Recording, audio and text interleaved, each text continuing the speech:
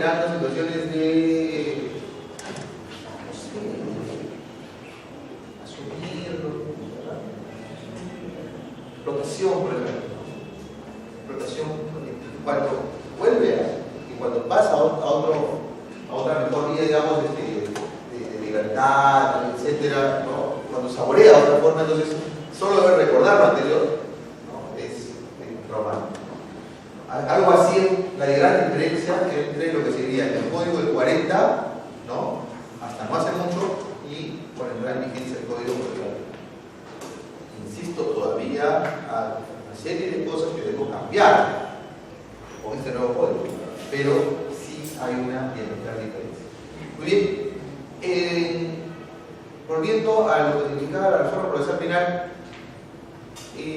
estando vigente el código del 40 y el decreto legislativo 124, con el proceso sumario, se genera una corriente reformista, ¿no?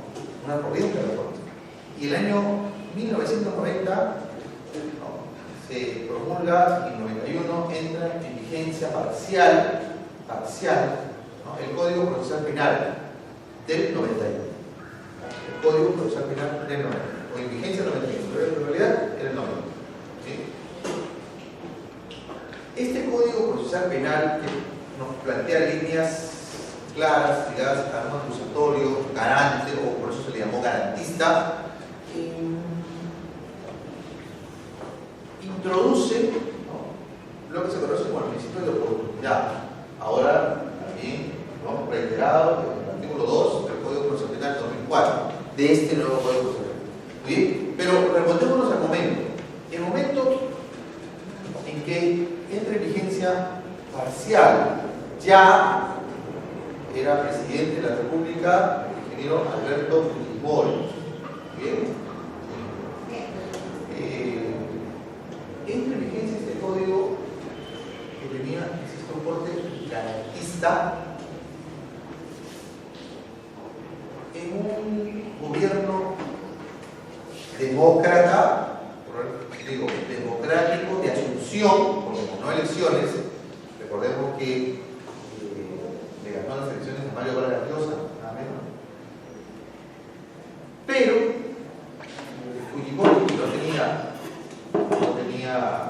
mayoría parlamentaria, por lo tanto, pues sufría los aspectos de estabilidad, que significa tener mayorías en el Parlamento, para los gobiernos, gente. Parece que la historia creo que lo ha así asumido ya, ¿no? Comienza a inclinarse, ¿no?, como veía en Star Wars, al lado oscuro, ¿verdad? Al lado oscuro. Es probable que Fujimori con su tractorcito entró, bueno, usted todavía está, no, pero hacía su propaganda por todo, ¿no? Honradez, tecnología y trabajo. Hasta ahora me acuerdo, el lema era eso, honradez, tecnología y trabajo. Uy, este japonesito podría ser de cambio en Perú, porque, ¿no?, japonesito pues es un país, Japón, próspero, etcétera, etcétera, ¿no? Pero Fujimori, ¿no?, que tenía una experiencia en la Universidad Agraria, luego ingresa, y cuando digo el lado oscuro, era porque había entrado en escena ya con mayor presencia el tristemente célebre Vladimiro Montesinos, ¿no? Y parece que se va gestando lo que en el 92 fue ya el autogolpe, ¿no?, el autogolpe con el cierre del Congreso, y también lo que vino con la toma del Poder Judicial, lo público y la toma de todas las instituciones habidas y por haber, ¿no? Y de ahí empieza lo que se conoce como el régimen del Fujimorado, ¿no? Ese es Fujimorado, ¿no? Y para otros se llama Fujimontesinismo, etc. Que hasta ahora se comenta, ¿verdad? Hasta en política todavía sigue, no, el Fujimontesinismo. Pero pasa históricamente eso. ¿Y por qué les digo históricamente el tema?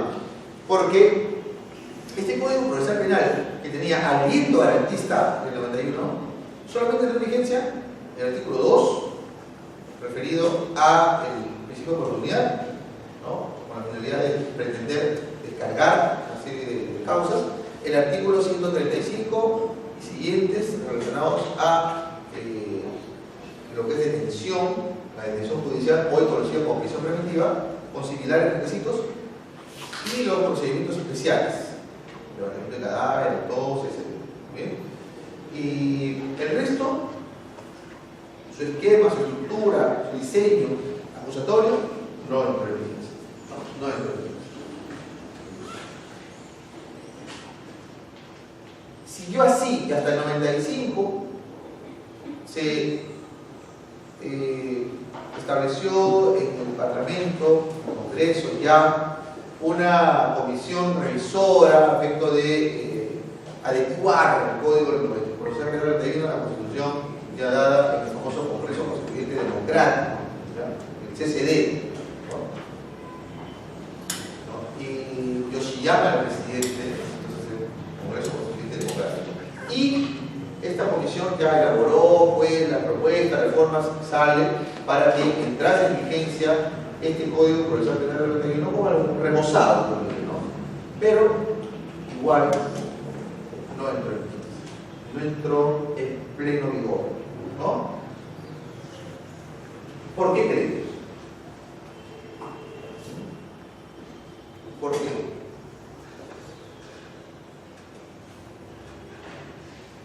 Porque este Código Procesal Penal del 91 no se acomodaba, ¿verdad? No se acomodaba al régimen. No se acomodaba al régimen. Que si bien es cierto, ya Fujimori había ganado las elecciones en el 95, o para empezar en el 95, ¿no? Lo cierto es que había ganado además por amplia mayoría, había ganado nada menos, ¿quién le ganó? Primero ganó Vargas Llosa, por el 90, y en el 95 le gana a Javier Pérez de Cuellar, que había sido secretario general de la ONU, o sea, uno de los más insignes representantes, ¿no? Pero Fujimori le ganó, y le ganó pero de lejos,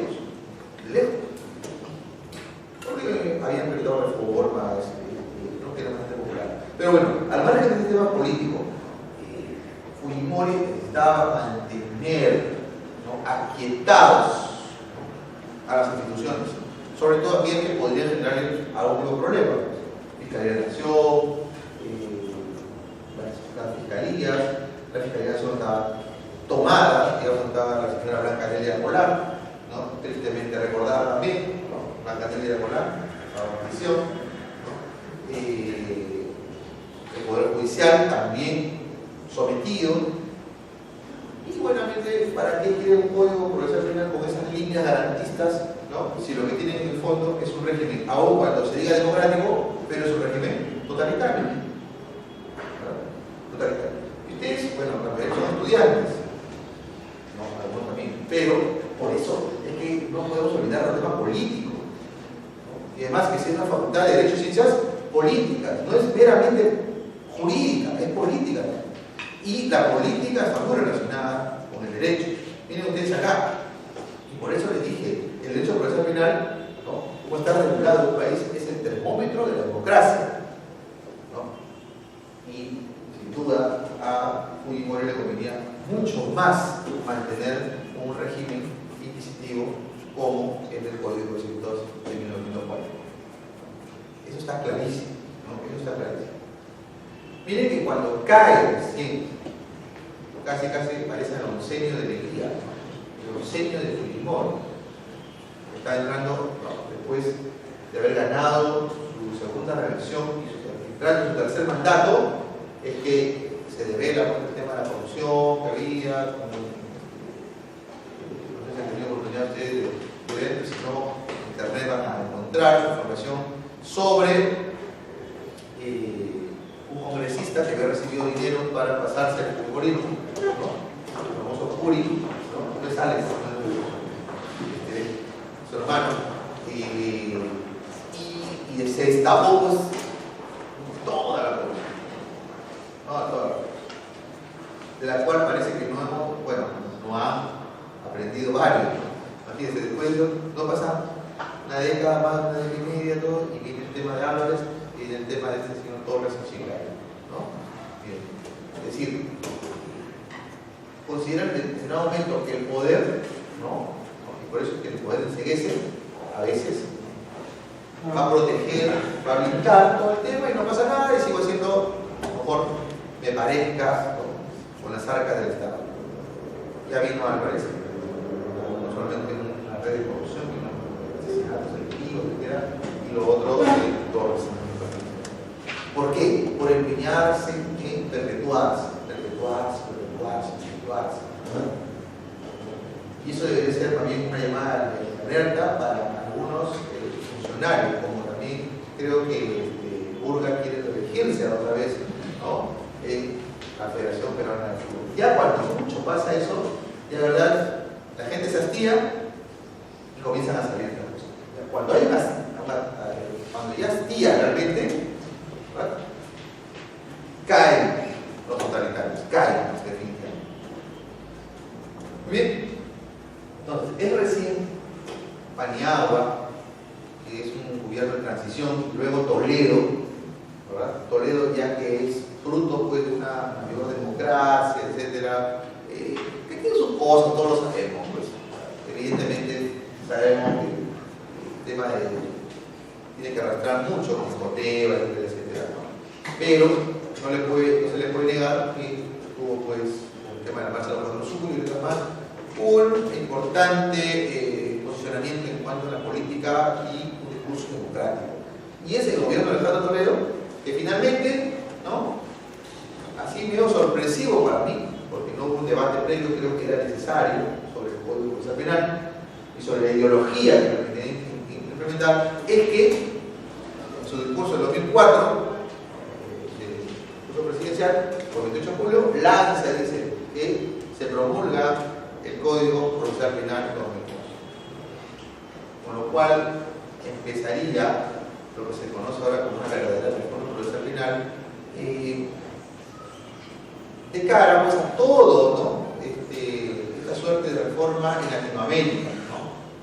No olvidemos el caso de Costa Rica, el caso de Chile, Colombia, miren, ¿no? Pero que, aquí si debemos ver una mirada crítica, no es una reforma procesal penal de iniciativa nacional, o decir, o plenamente nacional, sino esto, además por los países que lo vinieron asumiendo, tiene el auspicio de quién.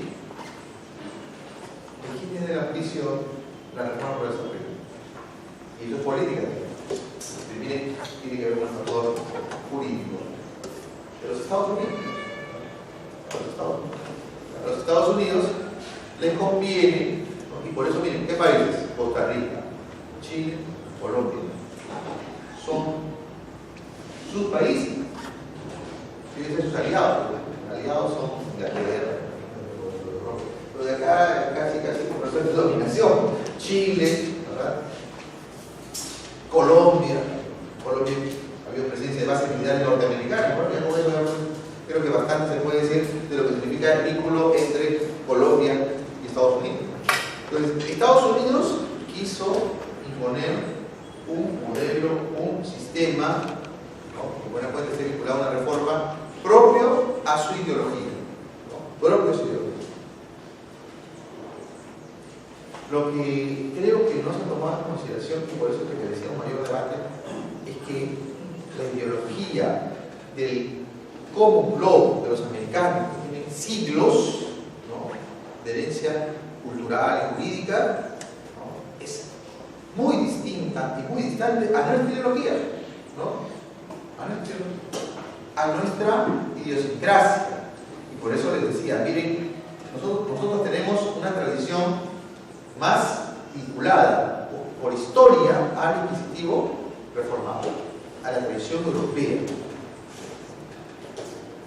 Y de buenas a primeras, así se lo dice, tenemos un nuevo Código Procesal Penal con ideología en base, ¿no?, del common law.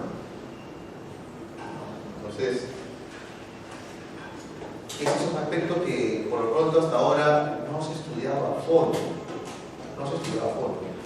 Los peruanos solemos ser acríticos a veces. Y vamos con la reforma procesal, ya listo, sí, es bueno, no lo digo que no, es bueno, pero para todo lo que se ha invertido, para toda la plata que se ha metido acá y falta en Lima, que es un monstruo, no sé si al final funcione, tengo mis reparos un poco.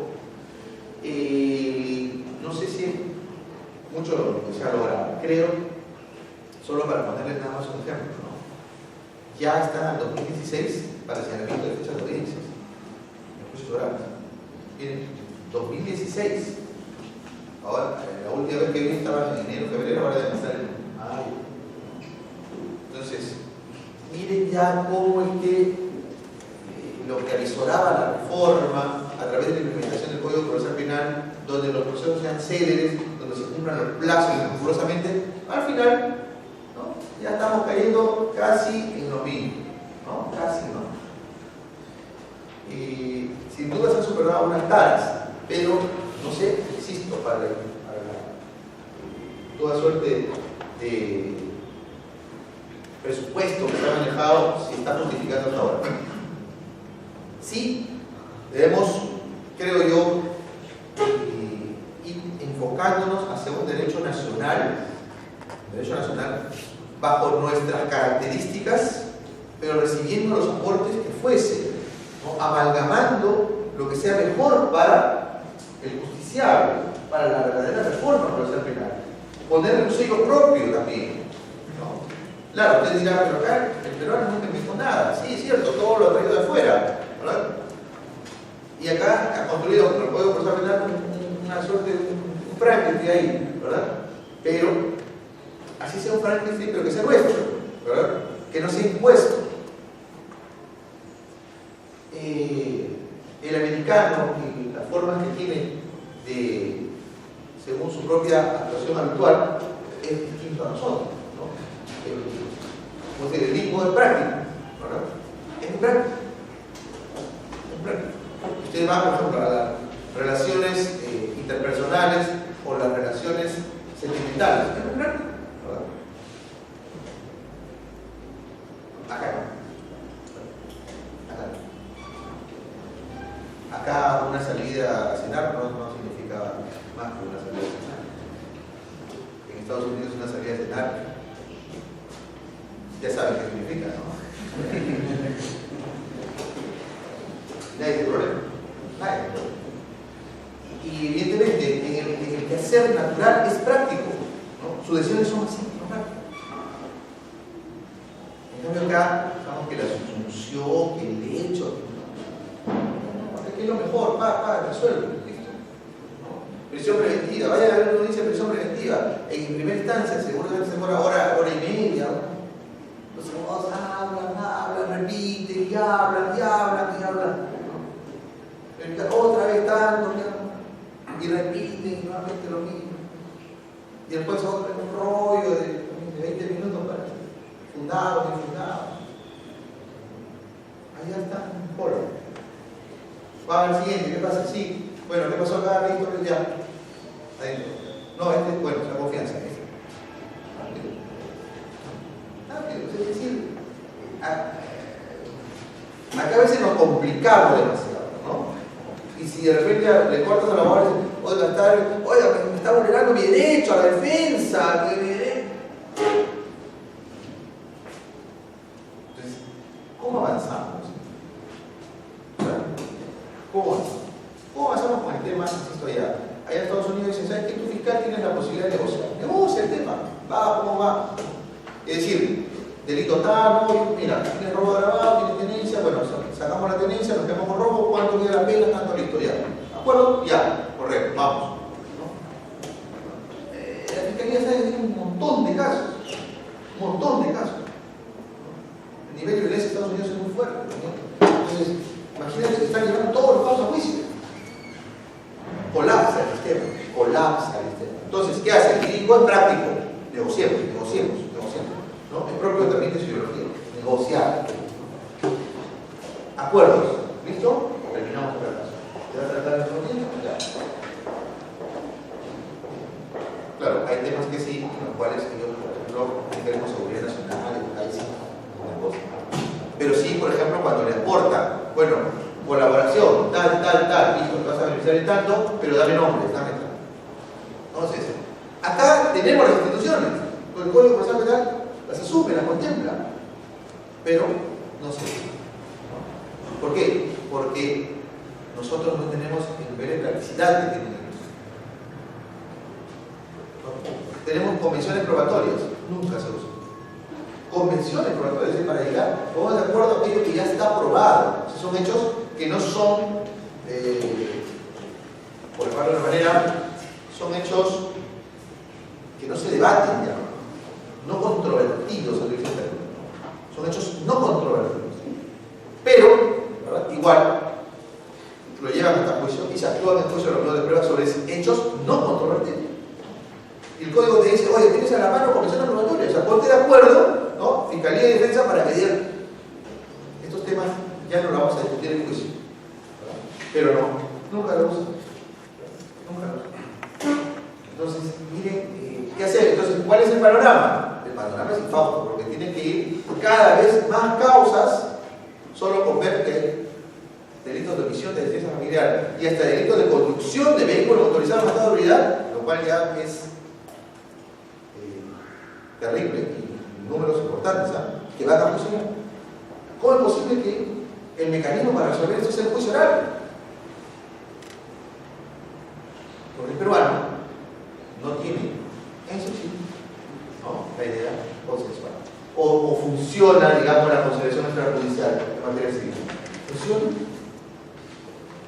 Es también un entorpecimiento, ¿no? Porque el accionante tiene que ir a la conciliación extrajudicial y sabe bien que nunca va a conciliar y eso le hace perder tiempo y le cuesta. ¿No funciona?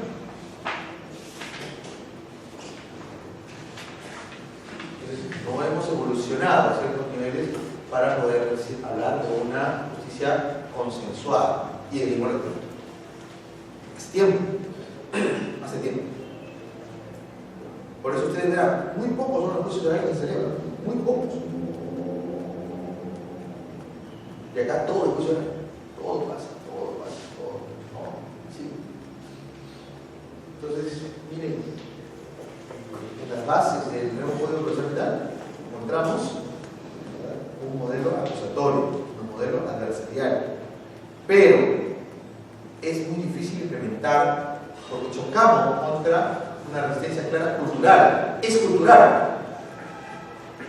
Y para que esto pueda implementarse realmente va a pasar mucho tiempo, porque además al tema cultural le agregamos que hay muchos jueces y muchos fiscales y también abogados que están bajo la ideología del inquisitivo.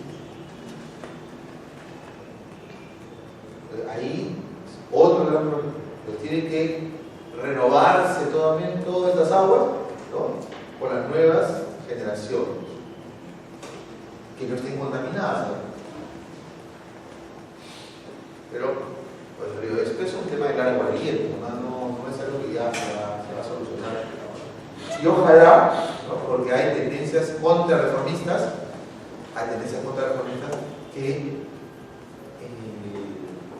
pues no nos tire la toalla con el Código Procesal Penal.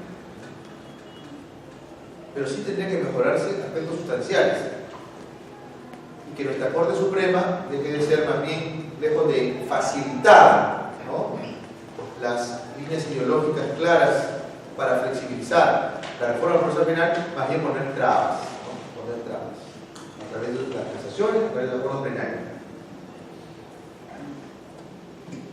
Como que dice, la rigidez sobre la determinación de la pena, no, sino la determinación anticipada tiene que ser sobre esta base muy estricta y muy rígida, del mínimo al máximo, no te puedes salir de ahí. ¿Verdad? Los pocos que se animarían a decir, no me conviene, no voy a funcionar. Entonces no alientan la posibilidad de que se pueda llegar al consenso, también al contrario, ¿no?, desalientan. Esos son problemas que tienen que abordar en fondo y ojalá, ¿no?, que haya una mayor apertura, una reacción. Pero si la Corte Suprema está lanzando esos mensajes, ¿no?, esto diluye más bien las posibilidades de que se implemente una verdadera reforma procesal penal. Y mientras más casos haya en el juicio oral, menos reforma procesal penal. Entonces, miren ustedes, hablando del tema de la reforma procesal y también de los sistemas procesales penales. Como colofón de estos, básicamente que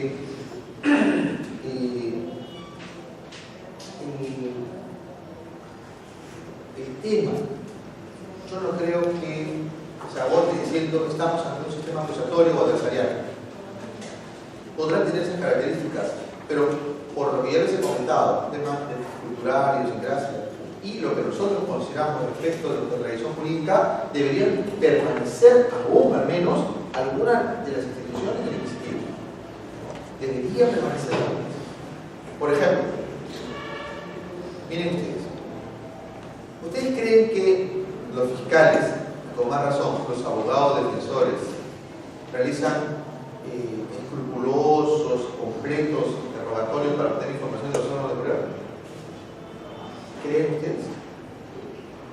¿Creen que están al nivel de los operadores del common law, ¿no?, para decir que ya la información la tenemos completa a través de los interrogatorios? Definitivamente no. En el estado actual de nuestra realidad, y estoy poniendo por ejemplo la libertad que es una sede, digamos, del país reconocida, ¿no?, por algunos juristas, porque hay cultura en la libertad, ¿no? Y en la libertad, se lo digo por conocimiento de la Comisión Juez de Investigación Preparatoria, se juez de juicio oral en primera instancia, tanto en personal y colegiados y en apelaciones, actualmente. La verdad, el panorama es pobre en cuanto a las intervenciones en general, ¿no?, de los operadores. Pobre. Y una pobreza que desde que yo entré a trabajar en 2007 como juez de investigación preparatoria hasta ahora, en 2014 iba a finalizar, el juez superior no ha cambiado gran cosa. Temas de técnica de investigación oral o estratégica, por ejemplo, ¿no? Por ejemplo, el discurso del nuevo Código Procesal Penal, el discurso como este, tampoco ha cambiado, ¿no? Hay abogados que son reconocidos de la vieja guardia, otros no tan viejos, pero igual parecen sumidos en la falta de esta nueva forma de enfrentar el litigio. Se ha creado, ¿no? Por eso es que, insisto, ya así como están las cosas, esta, ¿no?, es una presa que deben asumir los jóvenes, ¿no? Y cuando me refiero a jóvenes, no solamente me refiero a jóvenes de edad, no, como decía González de Prada de Ulloa, que al final se dijo González Prada nomás, déjame de DI, no, los jóvenes deben entrar a la acción. Y luego le dijeron, oiga, pero ¿qué pasa? Yo estoy medio viejito, pero neuronal no. Me refiero, cuando hablo de viejos de la tumba, me refiero a los viejos de espíritu, ¿no? Porque hay jóvenes que están envejecidos, ¿no?, también, jóvenes de edad. Entonces, todo aquel que pueda aportar para que se dé una dinámica del Código Procesal Penal, entonces, bienvenido sea. Por lo pronto, el panorama ahora no es muy arreglado, se lo digo, no es muy arreglado.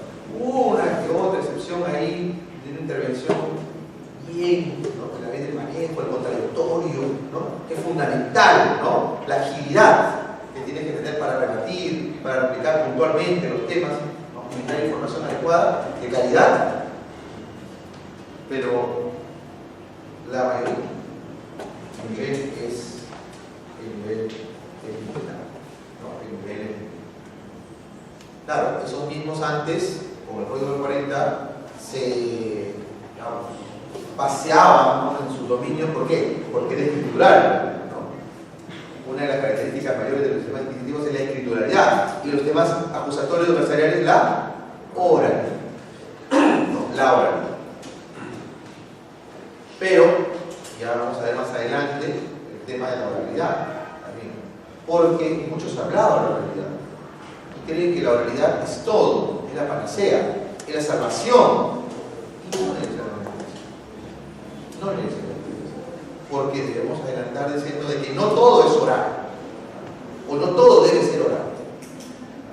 Hay aspectos de la escrituralidad que aún deben ser conservados, como fuente de información fidedigna para corroborar la información a la vez que nos brindan los creadores a través de su discurso, por si acaso, ¿no?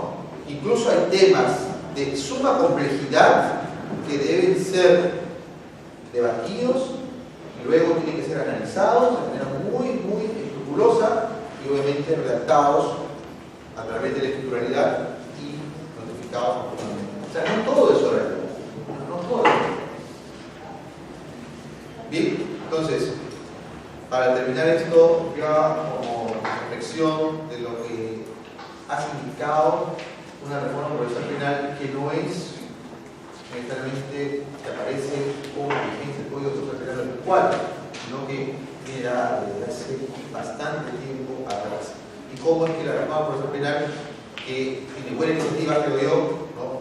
Tiene buenas intenciones, puede terminar chocando con nuestras propias creencias o patrones culturales, ¿no? Entonces, todavía creo que no nos hemos sentado a la mesa para resolver, ¿no? Hemos subido a la ola y decimos, que sí, ¿no?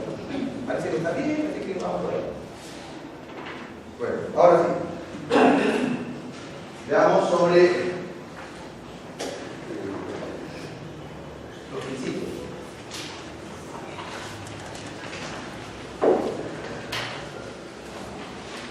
Antes que todo, en las bases de la reforma, como ocurrido en Latinoamérica también, está la Constitución. Hay quienes consideran, me parece que puede ser interesante, que se abra un debate en torno a la posibilidad de reformar la Constitución política para que pueda auspiciar con mayor amplitud y claridad, ¿no?, al nuevo Código Procesal. Recordemos que con la adhesión de la Constitución política vigente en el 93, ¿no?, se establecieron novedosas instituciones, pero, insisto, todavía teníamos un esquema virtual y también muy conservador en cuanto a el Código de Procedimientos Penales. Una reforma de esta envergadura, de esta magnitud, ¿no?, necesitaba, creo yo, pautas claras que deberían provenir de la Constitución. Si bien es cierto, nuestra Constitución recoge aspectos de derechos fundamentales y otros orgánicos, sí, insisto, era necesario establecer puntos claros sobre nuestra reforma procesal. Bien, veamos, pero tenemos que ver qué es lo que tenemos, ¿no? ¿Qué es lo que tenemos? Y tenemos una Constitución y tenemos también un Tribunal Constitucional que ha ido fijando pautas de interpretación constitucional, ¿no?, bajo una hermenéutica específica de la Constitución, ¿no? Por ejemplo, la fuerza vinculante de la Constitución. Y el constitucionalismo que se opone al positivismo jurídico, que es otro tema, no quiero entrar acá al aspecto de ideología, entre lo que nos consideramos nosotros que tenemos una raigambre positivista, pero se está abriendo paso al constitucionalismo, se refiere al neoconstitucionalismo, en donde tendríamos que entender que la Constitución, sus normas, ya no son meramente declarativas, sino incluso pueden ser aplicadas directamente a la resolución de casos, ¿no? Miren, las normas constitucionales aplicadas cuando por tradición lo que tendría que aplicarse son normas positivas infraconstitucionales. Es decir, ¿pero por qué no puedo aplicar las normas constitucionales directamente? ¿No? Y no pensar que la Constitución pues, es declarativa y que brinda necesariamente las pautas para un desarrollo constitucional, ¿no? A través de las normas legales, ¿no? ¿Se puede? Para ello, ¿qué es necesario? Para ello es necesario interpretar la Constitución, pero no bajo las reglas hermenéuticas tradicionales, sino una nueva hermenéutica especial. ¿Qué tribunal constitucional la ha venido desarrollando? No es muy coherente nuestro tribunal, hay que ser sincero, no es coherente. ¿No? De todo el tribunal que ha salido, este último ha sido, creo, de los peores. Ahí poco a poco con los que hicieron en su momento el denominado Tribunal de Garantías Constitucionales como el fujimorismo, ¿no? Pero este tribunal que ha salido, la verdad, y encima todavía sale y obviamente acá está prevenido de la presunción de inocencia, está claro, ¿no? Pero hay una denuncia grave, ¿no? Sobre un caso de corrupción muy grave, por el bien del país y también obviamente de estos dos señores ex miembros del Tribunal Constitucional que han sido involucrados. Es saludable que se aclare, ¿no? Que se aclare. Pero lo que ahora sabemos a través de las noticias, o por lo menos lo que se dice, que hay